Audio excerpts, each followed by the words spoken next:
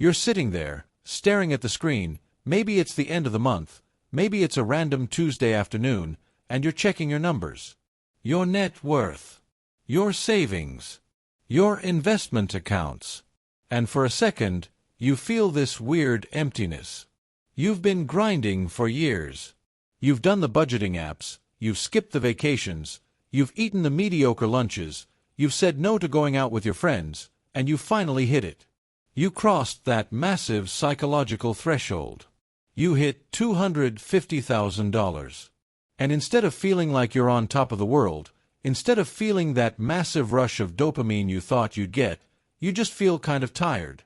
You feel like you're staring at a massive brick wall and the path forward is just gone.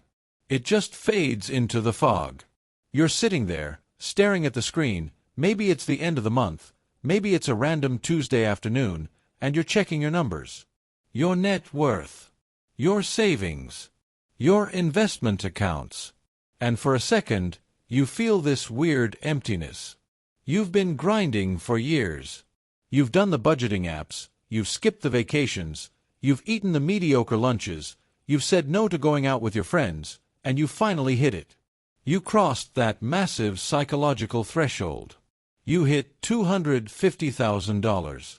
And instead of feeling like you're on top of the world, instead of feeling that massive rush of dopamine you thought you'd get, you just feel kind of tired.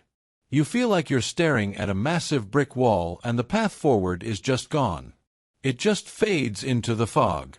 And I want to tell you right now, if you have hit that $250,000 mark and you feel completely deflated, if you feel like you're experiencing some weird sort of financial depression, you are not crazy, and you are definitely not alone.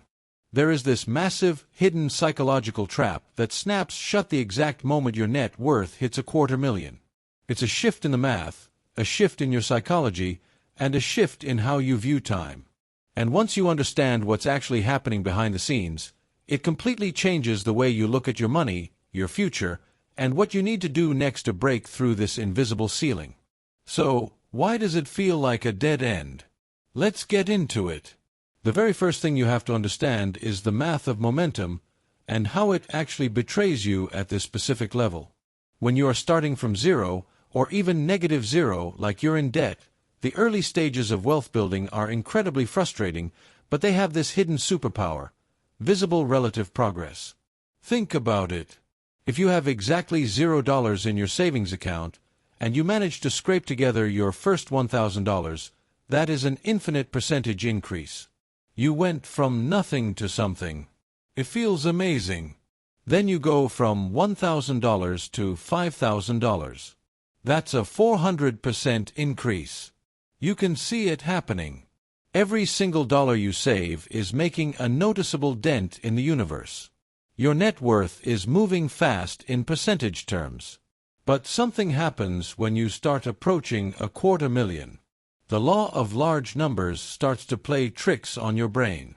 Let's say you have $200,000 invested, and you add another $5,000 to it over a couple of months. $5,000 is a lot of money. That's a solid chunk of cash.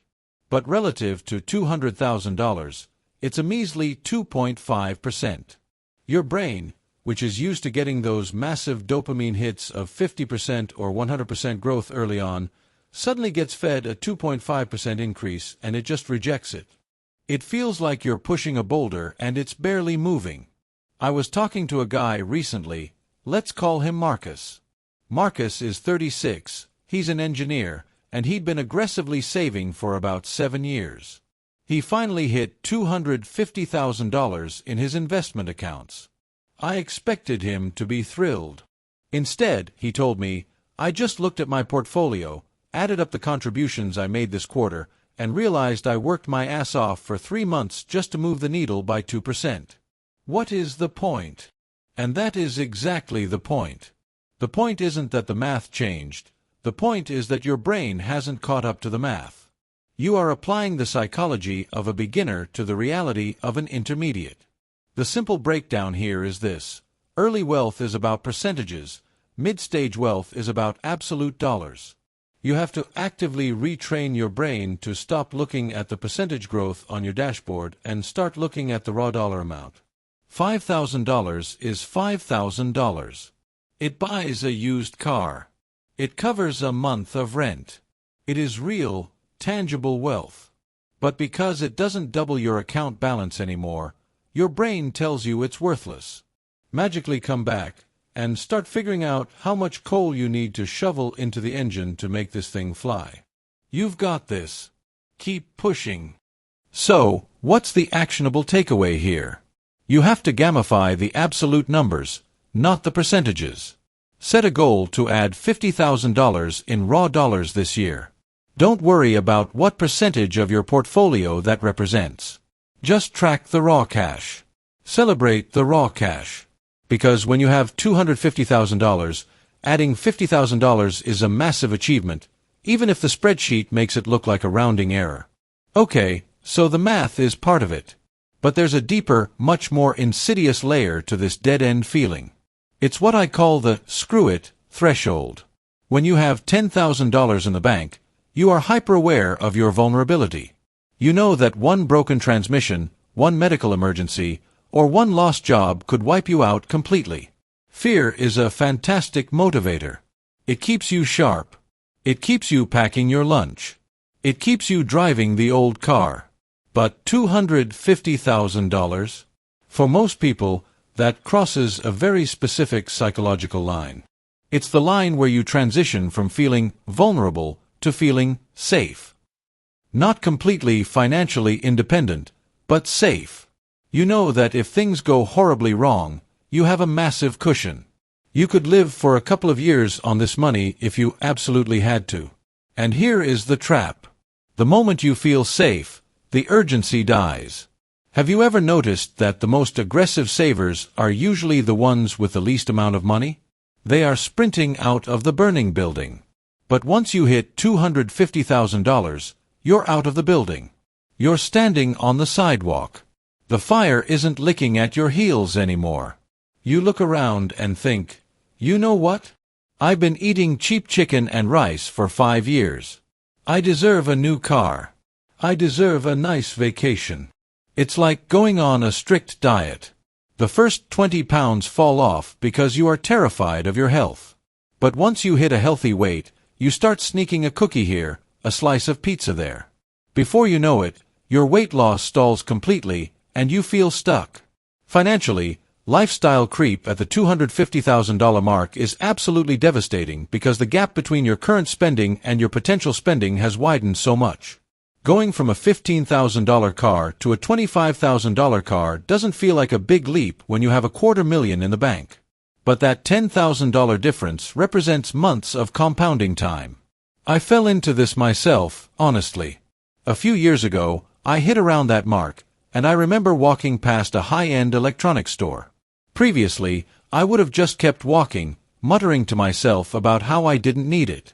But that day, I thought, I have $250,000. I can afford a $3,000 TV. And I bought it. And then I bought a nicer couch to put in front of it. And suddenly, my savings rate plummeted from 40% down to like 12%. I wasn't broke, but I was completely stagnant. The dead end wasn't a math problem. It was a motivation problem. I had lost my edge. The takeaway here is brutal but necessary. You have to artificially manufacture urgency. You have to look at that $250,000 and refuse to treat it as a safety net. You have to mentally pretend you only have $10,000 to your name. Keep the fire burning. Before you upgrade anything, ask yourself, would I have bought this 2 years ago when I was terrified of going broke? If the answer is no, put your wallet away. Protect your savings rate like your life depends on it, because your future wealth absolutely does. Now, let's talk about the elephant in the room. The reason $250,000 feels like a dead end is because, in the grand scheme of financial independence, it kind of is a dead end if you don't understand the next phase of the game. Let's do some quick, painful math. If you follow the standard 4% rule, which is the widely accepted benchmark for how much you can safely withdraw from your investments in retirement without running out of money, a $250,000 portfolio gives you exactly $10,000 a year in passive income. $10,000. That's not quitting your job money. That's barely paying for groceries and utilities money. When you finally hit $250,000, the reality of the 4% rule slaps you in the face. You realize you are a quarter of the way to $1 million, but you are only generating 10 grand a year. It feels incredibly deflating.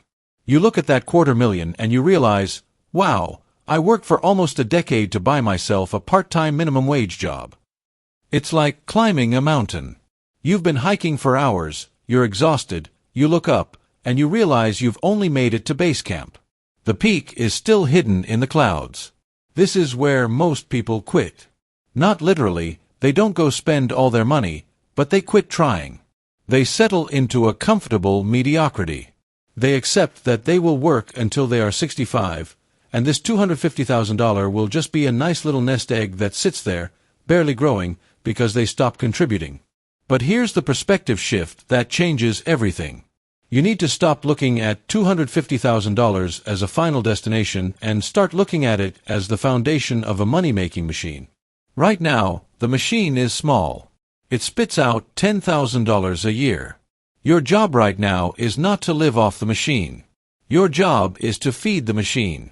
Every extra dollar you put in, think of it like a snowball rolling down a hill. At $250,000, the snowball is finally big enough that it's picking up snow on its own. But if you stop pushing it, if you stop contributing, the hill isn't steep enough yet to keep it going at a pace that matters. You have to keep pushing. You have to keep feeding the principle. The actionable step here is to sit down and calculate exactly what your portfolio spits out right now. Look at that $10,000 number. Don't be depressed by it. Let it annoy you. Let it motivate you. Say to yourself, my goal is to upgrade this machine to produce $20,000 a year. That means you need $500,000. Focus on the machine, not the total number. It makes the next $250,000 feel like an engineering project rather than a slog. Alright, let's take a little detour here, because I think we need to talk about the social isolation of hitting this number. Nobody really warns you about this part. When you are broke, or just getting started, personal finance is a communal experience. You and your friends are all complaining about rent, splitting the cheapest appetizers at happy hour, and swapping tips on how to save on car insurance. It's a shared struggle. But when you quietly accumulate $250,000, a weird distance starts to form between you and almost everyone you know. You can't talk about your investment accounts at a barbecue. I mean, you could, but people look at you like you're either lying, bragging, or both. If a friend complains about not being able to afford a $500 car repair, you can't exactly chime in and say, yeah, money is tight. I'm just trying to figure out my asset allocation for my $250,000 portfolio. You'd sound like a complete sociopath. So, you stay quiet. And in that silence, the wealth feels fake.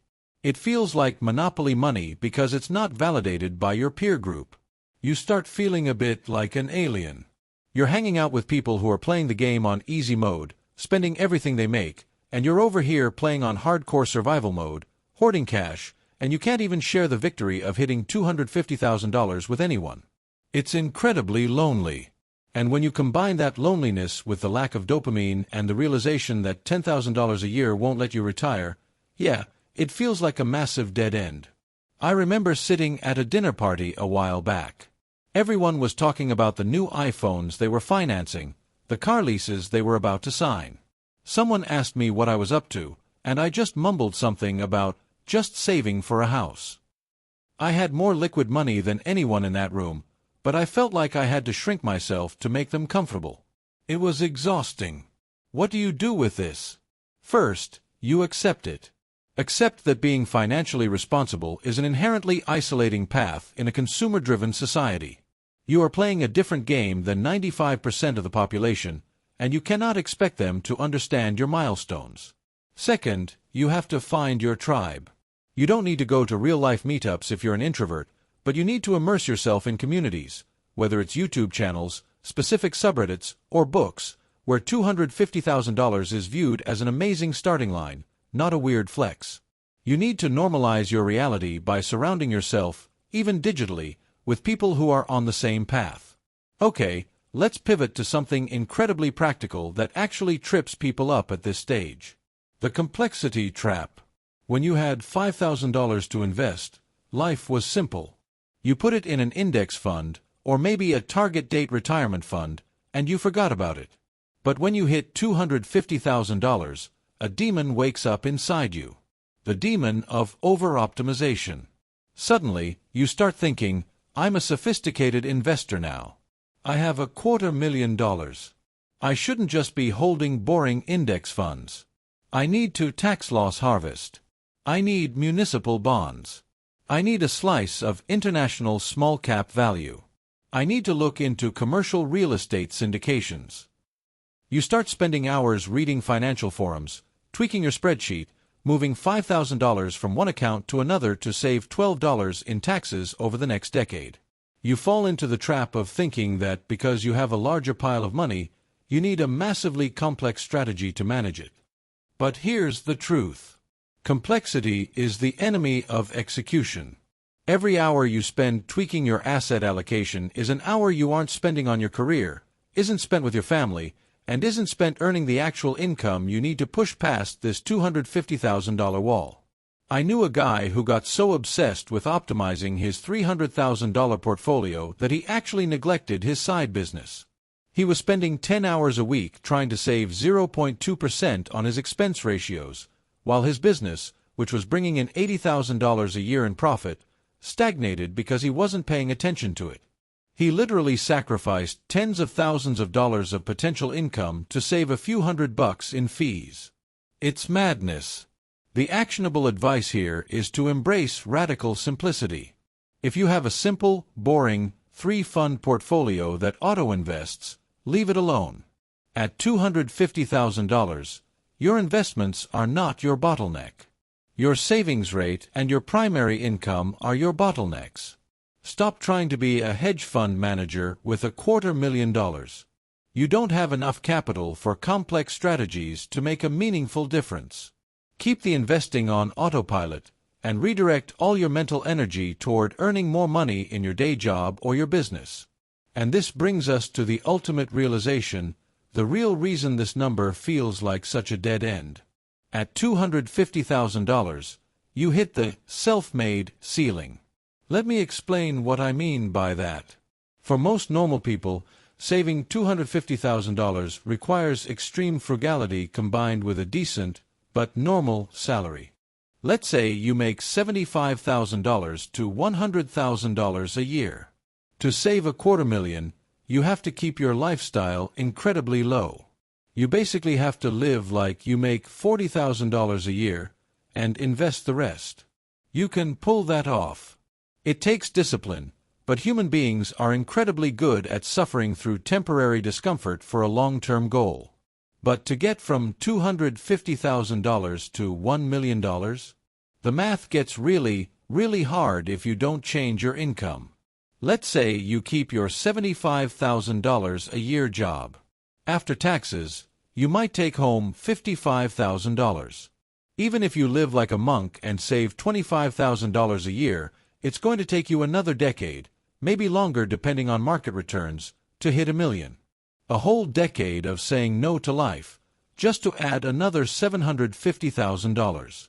When you realize this, when the spreadsheet finally shows you the cold, hard reality of how long the second leg of the journey takes, it feels like hitting a brick wall.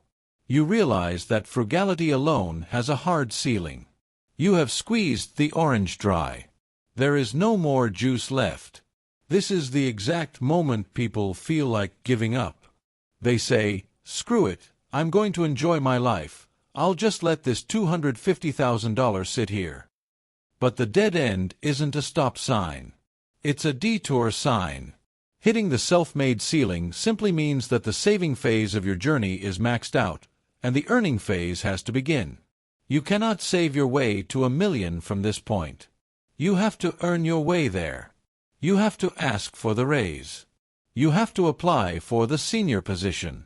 You have to start that side hustle that you've been putting off. You have to pivot your career into a higher-paying industry. Going from $0 to $250,000 is about discipline. Going from $250,000 to $1 million is about courage. It requires you to put yourself out there, risk rejection, and bet on your own skills rather than just your ability to say no to a new jacket. It's terrifying, but it's also incredibly liberating. Because suddenly, the game isn't about restriction anymore. The game is about expansion. You stop looking at your budget and start looking at your potential. So, let's pull all of this together.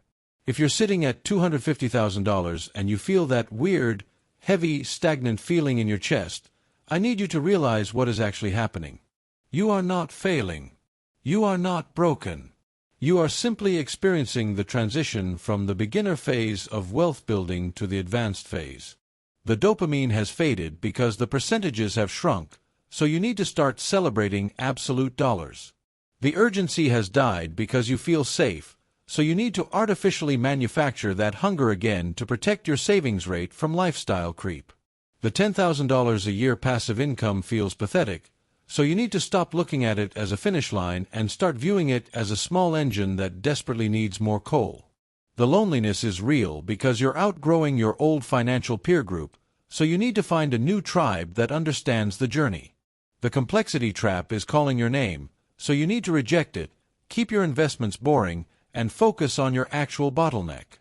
And finally, you've hit the frugality ceiling, which means it's time to take all that incredible discipline you built over the last 5 to 7 years and redirect it away from cutting coupons and towards scaling your income. This number is not a dead end. It is the ultimate